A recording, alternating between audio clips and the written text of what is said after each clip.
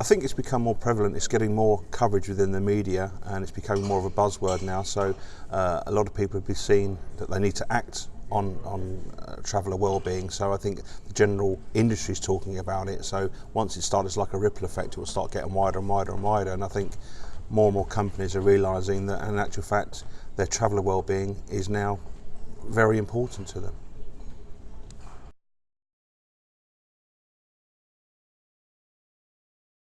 I think the most important thing, and it's like anything in life, is communicate. I think it's a question of actually talking to them. We did a survey prior to this conference, and we asked a lot of the attendees how many of them actually speak to their travellers to ask them how they are, and very few came back. And some said if they remembered, some said if they saw them, but it was not an active program. And I think it's about engagement, and it's this whole wide world of communication, communicate. And I think by talking to the travellers and getting their feedback, it can only be beneficial to both the company and the traveller.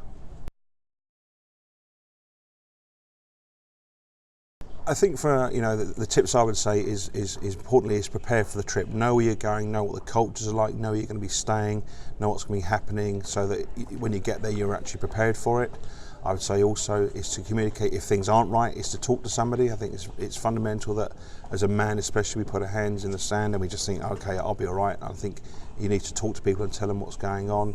And I think finally it's actually to embrace wellbeing programs within your company. If there isn't one, then I would ask people to actually look at embracing it and starting one themselves.